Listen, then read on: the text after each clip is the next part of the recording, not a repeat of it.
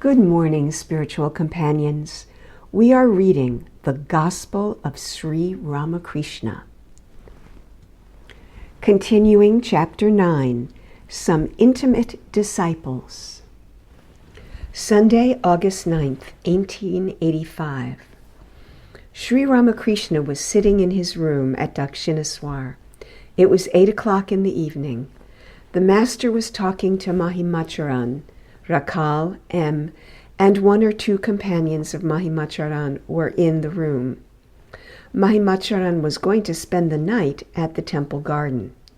Master, it will be sufficient for the youngsters who come here if they know only two things.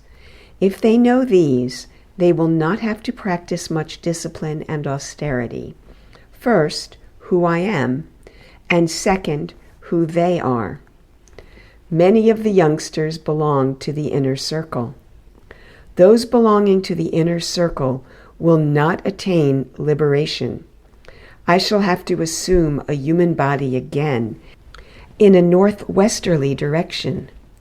Mahimacharan recited some text from the scriptures. He also described various mystic rites of the Tantra. Master, well, some say that my soul, going into samadhi, flies about like a bird in the Mahakasa, the infinite space. Once a sadhu of Hirikesh came here. He said to me, "There are 5 kinds of samadhi. I find you have experienced them all. In these samadhis, one feels the movement of the spiritual current to be like that of an ant, a fish, a monkey, a bird, or a serpent. Sometimes the spiritual current rises through the spine, crawling like an ant. Sometimes in samadhi, the soul swims joyfully in the ocean of divine ecstasy, like a fish. Sometimes when I lie down on my side, I feel the spiritual current pushing me like a monkey and playing with me joyfully. I remain still. That current, like a monkey, suddenly, with one jump, reaches the Sahasrara. That is why you see me jump up with a start. Sometimes, again, the spiritual current rises like a bird, hopping from one branch to another.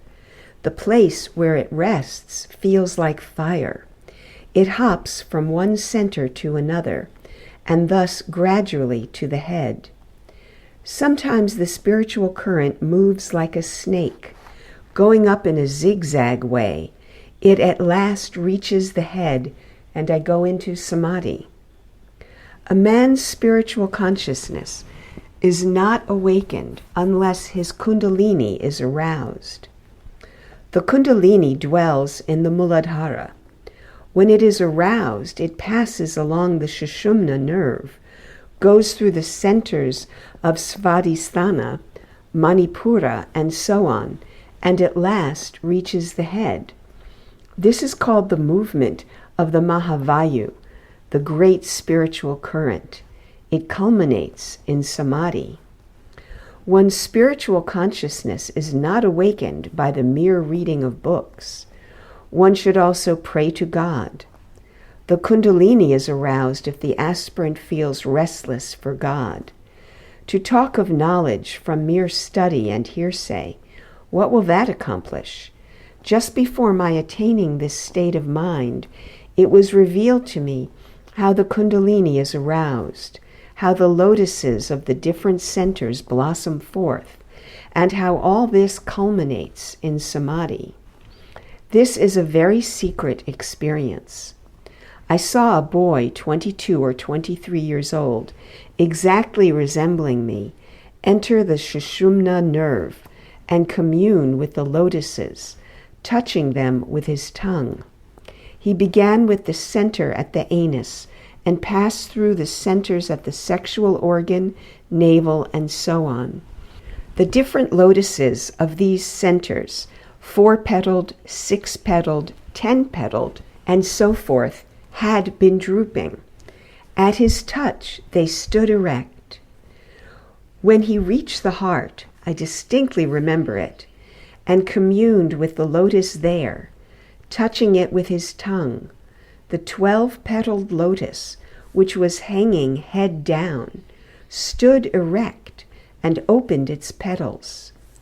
Then he came to the 16-petaled lotus in the throat and the 2-petaled lotus in the forehead. At last of all, the 1,000-petaled lotus in the head blossomed. Since then, I have been in this state. Sri Ramakrishna came down to the floor and sat near Mahimacharan.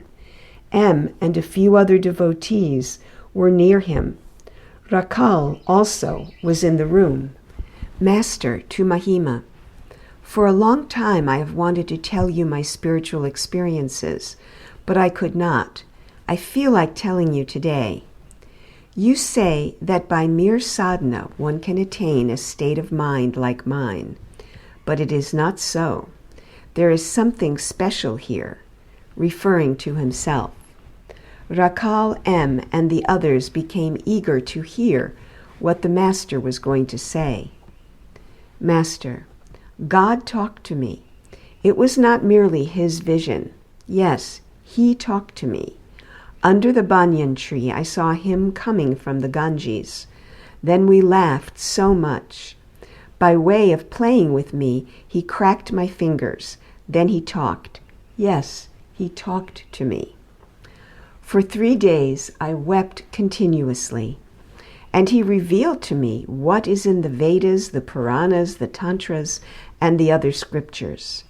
One day he showed me the Maya of Mahamaya. A small light inside a room began to grow, and at last it enveloped the whole universe. Further, he revealed to me a huge reservoir of water covered with green scum. The wind moved a little of the scum, and immediately the water became visible. But in the twinkling of an eye, the scum from all sides came dancing in and again covered the water. He revealed to me that the water was like Satchidananda and the scum like Maya. On account of the Maya, Satchidananda is not seen, though now and then one may get a glimpse of it. Again, Maya covers it. God reveals the nature of the devotees to me before they arrive. I saw Chaitanya's party singing and dancing near the Panchavati, between the banyan tree and the bakul tree. I noticed Balaram there. If it weren't for him, who would there be to supply me with sugar candy and such things? Pointing to M, and I saw him too. I had seen Keshab before I actually met him. I had seen him and his party in my samadhi. In front of me sat a room full of men. Keshab looked like a peacock sitting with its tail spread out. The tail meant his followers.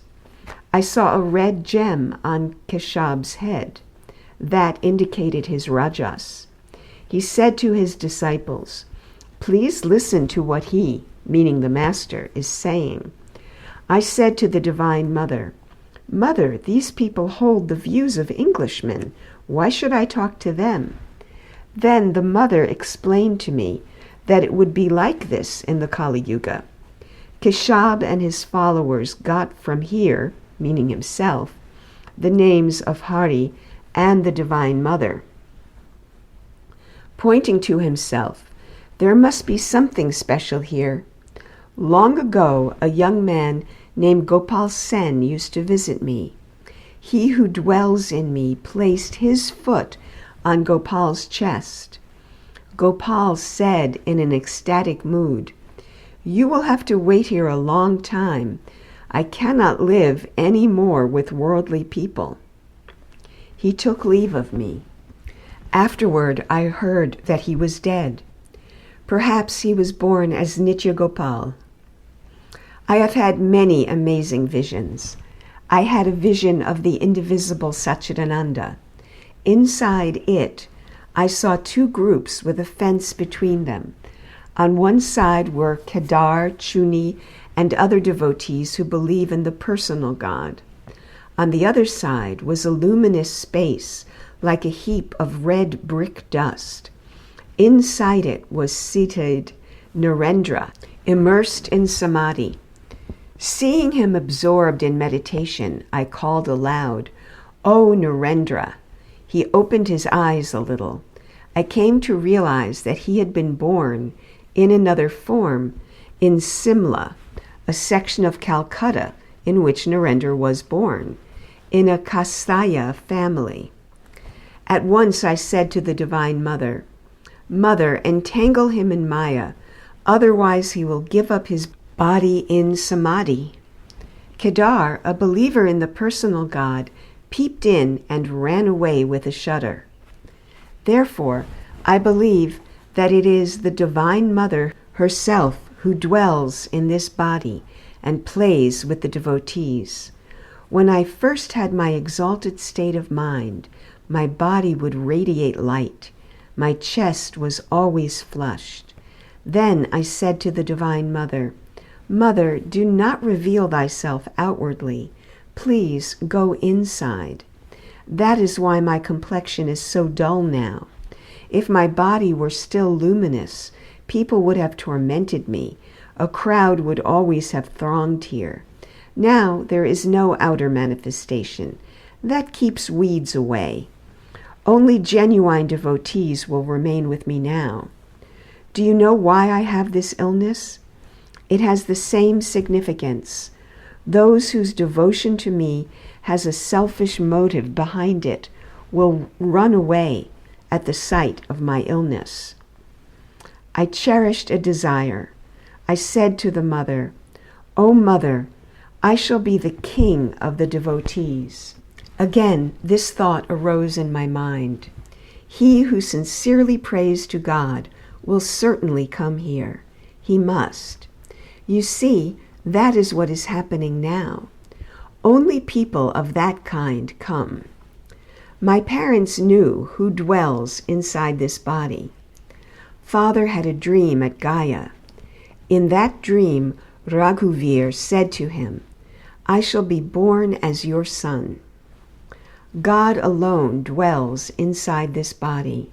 Such renunciation of woman and gold. Could I have accomplished that myself? I have never enjoyed a woman, even in a dream. Nagta instructed me in Vedanta. In 3 days I went into samadhi. At the sight of my samadhi under the Madhvadi tree, he was quite taken aback and exclaimed, "Ah, what is this?" Then he came to know who resides in this body. He said to me, "Please let me go." At these words of Totapuri, I went into an ecstatic mood and said, "You cannot go till I realize the truth of Vedanta." Day and night I lived with him. We talked only Vedanta. The Brahmani nun, who was one of Sri Ramakrishna's spiritual guides, often said to me, "Don't listen to Vedanta. It will spoil your devotion to God." I said to the Divine Mother, "Mother, please get me a rich man. If you don't, how shall I be able to protect this body? How shall I be able to keep the sadhus and devotees near me?" That is why Mathur Babu provided for my needs for 14 years. He who dwells in me tells me beforehand what particular class of devotees will come to me. When I have a vision of Gauranga, I know that devotees of Gauranga are coming. When I have a vision of Kali, the Shaktas come. At the time of the evening service, I used to cry out from the roof of the Kuthi, weeping, "Oh, where are you all? Come to me." You see, they are all gathering here, one by one. I have practiced all kinds of sadhana, jnana yoga, karma yoga, bhakti yoga. I have even gone through the exercises of hatha yoga to increase longevity. There is another person dwelling in this body. Otherwise, after attaining samadhi, how could I live with the devotees and enjoy the love of God? Kaur Singh used to say to me, "I have never before seen a person who has returned from the plane of samadhi. You are none other than Nanak." I live in the midst of worldly people. On all sides I see woman and gold. Nevertheless, this is the state of my mind, unceasing samadhi and bhava. That is the reason Pratap, a distinguished member of the Brahmo Samaj, said, at the sight of my ecstatic mood, "Good heavens, it is as if he were possessed by a ghost." Rakal M. and the others were speechless as they drank in this account of Sri Ramakrishna's unique experiences. But did Mahimacharan understand the import of these words? Even after hearing them, he said to the Master, "These things have happened to you on account of your meritorious actions in your past births." Mahima still thought that Sri Ramakrishna was a sadhu or a devotee of God. The Master nodded assent to Mahima's words and said, "Yes, the result of past actions. God is like an aristocrat who has many mansions. Here," referring to himself, "is one of his drawing rooms. The bhakta is God's drawing room." It was 1 o'clock in the morning, the 14th day of the dark fortnight of the moon. There was intense darkness everywhere. 1 or 2 devotees were pacing the concrete embankment of the Ganges. Sri Ramakrishna was up. He came out and said to the devotees, "Nangta told me that at this time, about midnight, one hears the anahata sound." In the early hours of the morning, Mahimacharan and M. lay down on the floor of the Master's room. Rakal slept on a camp cot. Now and then, Sri Ramakrishna paced up and down the room with his clothes off, like a 5-year-old child. End of that day. End of today's reading.